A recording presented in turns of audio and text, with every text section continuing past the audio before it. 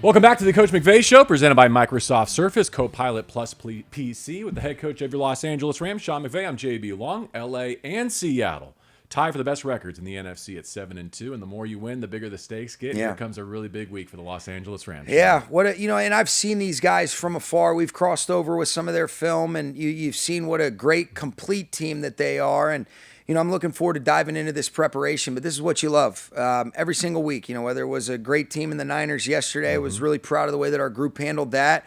But you just got to stack days one day at a time. I love the humility. I love that the team understands that their confidence comes from the work, no words, like we've talked about in previous weeks. And what a great opportunity to be back at SoFi. Expect a great atmosphere and environment, but I'm looking forward for us to be able to take a step. But what a great challenge. This is what you love about this league. No doubt. Don't know if it was true across the board, but I thought we could start up front. When you looked at the tape collectively, was that one of the better days the offensive line has had this season? Yeah, I thought it was. And I think the best part about it is that what the players, the coaches, there's still room for growth, and I think that's a really cool thing is that, man, there's a lot of positives, but where are there opportunities if we're really just taking accountability, whether that's us as coaches or whether that's the players, to say, all right, hey, do I have a little bit more? Can I consistently do the little things the right way from snap to whistle with the way that I'm straining for a full 60 minutes or a full 60 plays or whatever it requires? But I was really pleased with the way that we set the tone with the line of scrimmage, and I think we've done that really on both sides of the football.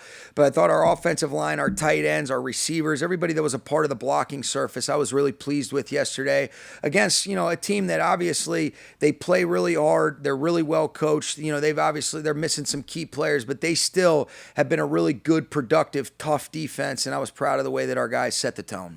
How contagious is the confidence that Matthew's playing with right now? I think it is. I think, I've been asked about it a little bit, and I think, when you think of Matthew Stafford, you think of toughness, and I think of enjoyment. And I think in a lot of instances, those things have kind of become the identity of this football team, where they take on a lot of the good traits that their leader possesses. And he does it so seamlessly. He's got an incredible just amount of, wisdom, but also just EQ in terms of how to be able to impart his wisdom on guys, but also have his personality kind of rub off on them. And I think it's a tremendous part of the confidence that our group's playing with, starting with the guy at the switch. In addition to his precision, what are some of the other ingredients that have led to this red zone turnaround midseason? Well, I think there's a couple things that I would attribute to it. Number one, it's his precision like you're talking about, but it's also, the most consistent thing you've seen that's led to a bunch of these scores is, Davante's winning one-on-one matchups.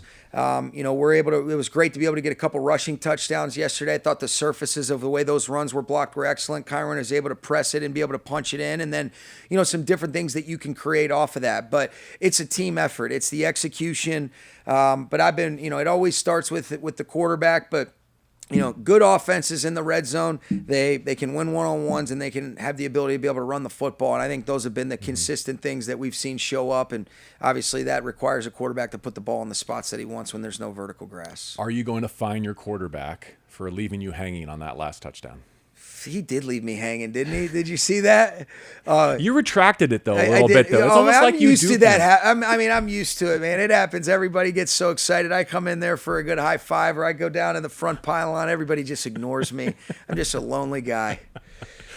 You mentioned Davante there. It's early in the week. Any update on him or how his practice Haven't had any updates yet. I know his mindset and mentality. He's going to do everything in his power to be ready to go. Haven't had a chance to get with Reggie and those guys, but I'll be surprised if our guy doesn't make it to next week. And I know he was optimistic about it after the game, but we'll see how he's feeling. One of the reasons I asked is because no team in the league was as dependent statistically on two individuals as you guys were on the front end of this schedule with Puka and Davante.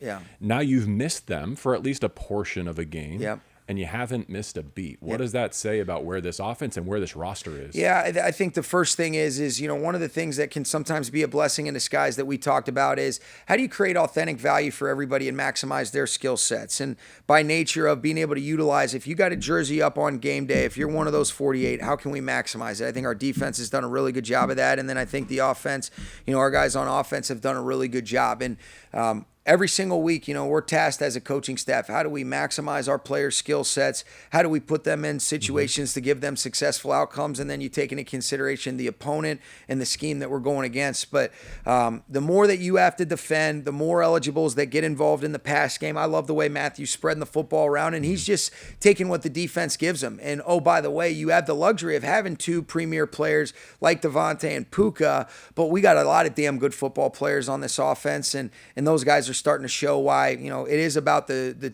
totality of the unit. I think Matthew's doing a great job of getting a bunch of people involved. Like we were just talking as an offensive staff, one of my favorite things is when you're using everybody, the most snaps that an offensive skill player played yesterday was 39. Kyron and Colby both played 39 snaps, but you're talking about Davante and Puka are in that just, that upper 30s area. Most of our tight ends are, and and the backs, Quorum ended up getting close to 30 snaps. It's a good thing where you're taking advantage of the collective and the depth, like you mentioned. So you're not pitch counting anyone, but do you feel like you're getting maximum value out of those reps because they're fresher and more intentional? No question about it. And I think ultimately our job as an offense is to be able to move the ball and score points. And I think that being able to have this type of approach where it is about the unit and the collective has been favorable for us, and we'll continue to see if we can build on that. But I love the way the guys have done a great job of embracing and understanding it. And I think it's a combination of, the players bring it to life, but I think the coaches are doing a really good job communicating, providing clarity for what's to be expected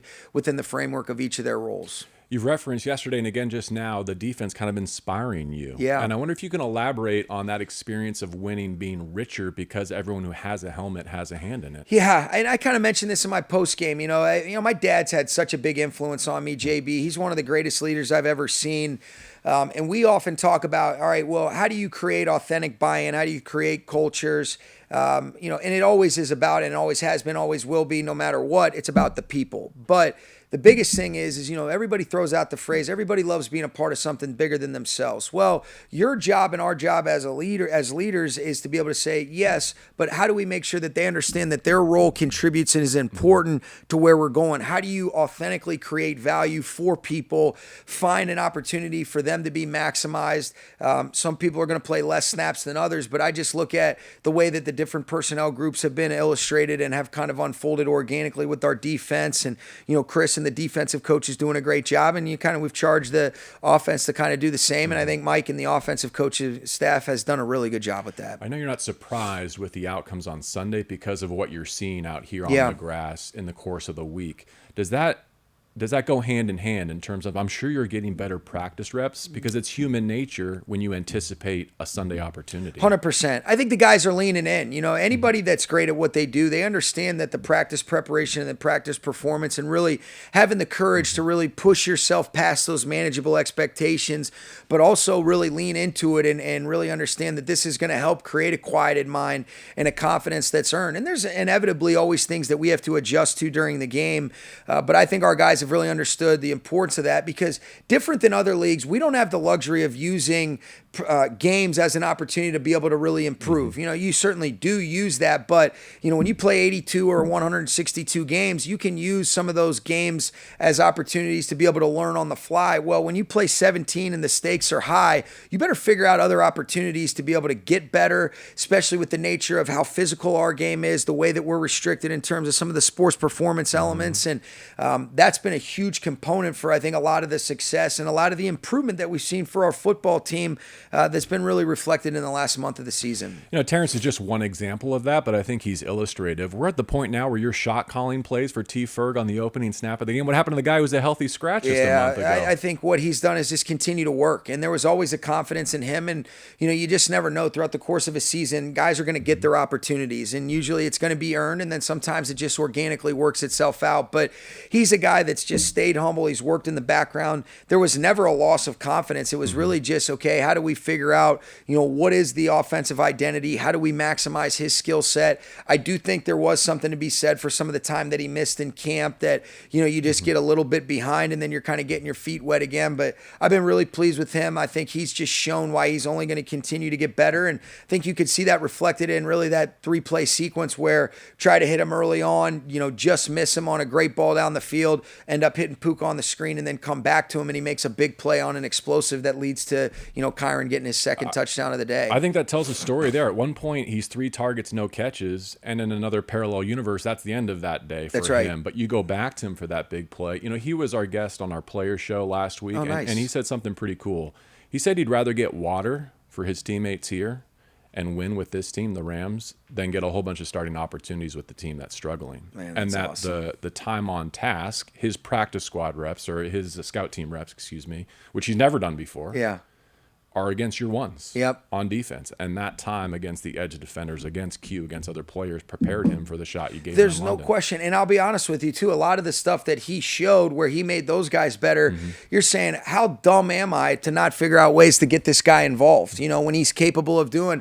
And a lot of the things that kind of were unfolding on the scout team where he's making plays and you can't help but notice him, you're saying, well, shoot, man, why don't we put some of those plays in? And he started to bring those things to life in the opportunities that you've seen. And it's a cool reflection of a guy that has a lot of trust in his face, a lot of trust in his teammates and his surrounding parts to stay patient. And I think the best is yet to come. He's got an incredibly bright future. And more importantly, I really love the character of the human being. Yeah. Let's use that as a jumping off point for our film breakdown this week, presented by Microsoft Surface Copilot plus PC, where every day is game day.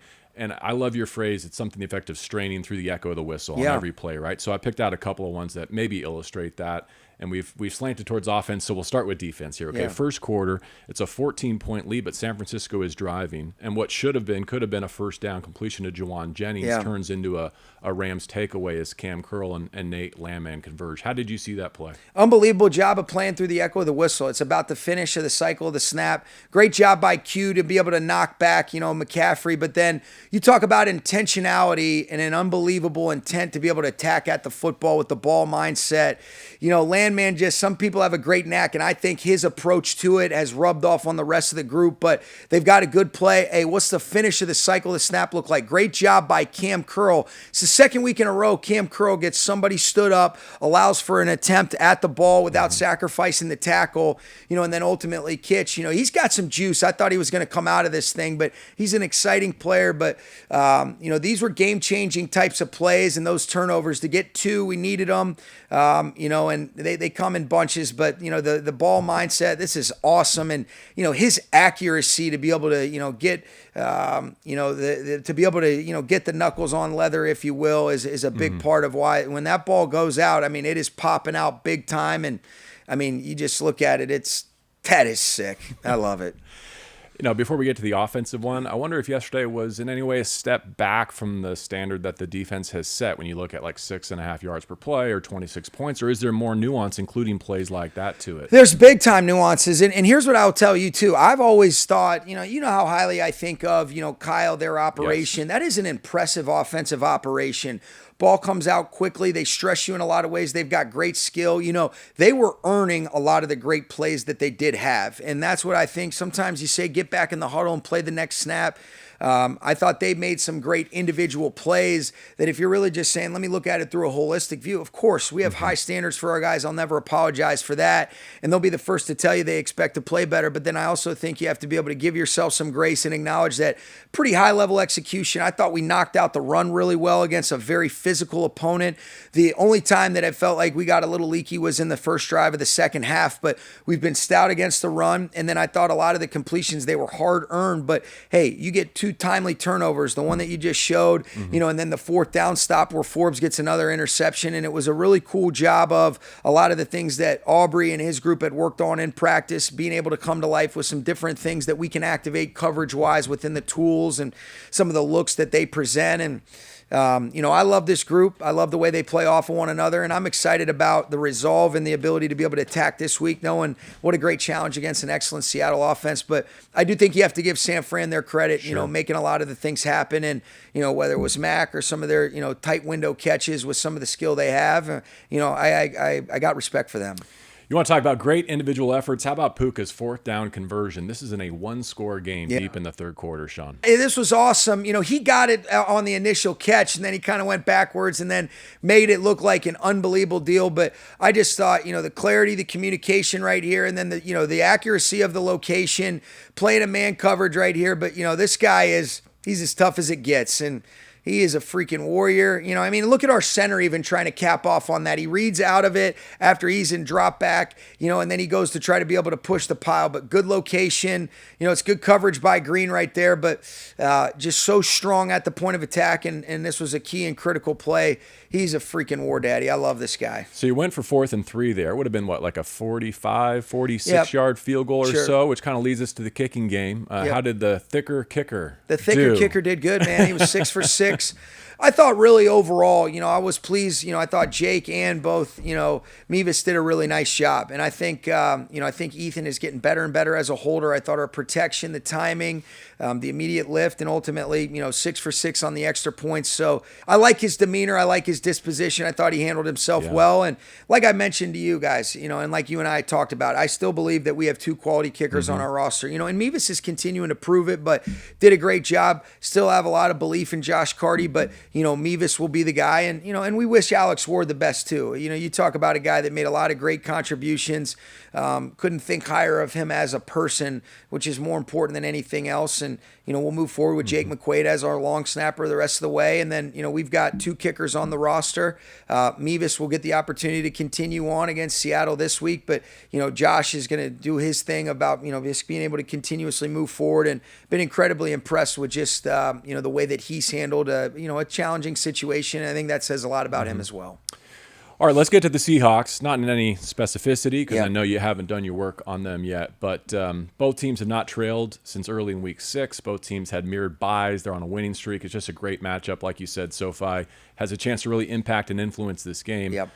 I'd love to learn if I'm able to. I'm going to try and take you down the road. If it's good, great. If not, we can bail out of it. But the current offensive movement in the league seems to be, and the Seahawks epitomize this, presenting heavy personnel to get base defenses on the field that you can attack through the air. Lots of the great offenses are doing it now. Rams seem to be doing it too. Is that like a macro accurate assessment of the offense? Well, in the I league think right on now? the flip side too, if you want to go lighter groupings, then you better be able to run it, you know? And so I think, you know, if you have the ability to be able to elicit and dictate the terms, you know, it's no different than you show me a good offense, I'll show you a team that can run it or throw it. And then there still is an element of, all right, you know, you're playing 11 on 11. How do you change the math in your favor? Because if you try to commit to one thing, you open up, you know, some other opportunities. And do you have the ability to expose those voids or vacancies when you are changing the math? No different than the pen gets in the defense's hand in some of these, you know, non-50-50 downs. And so that's where the answer is yes, but I think the other side of the equation is,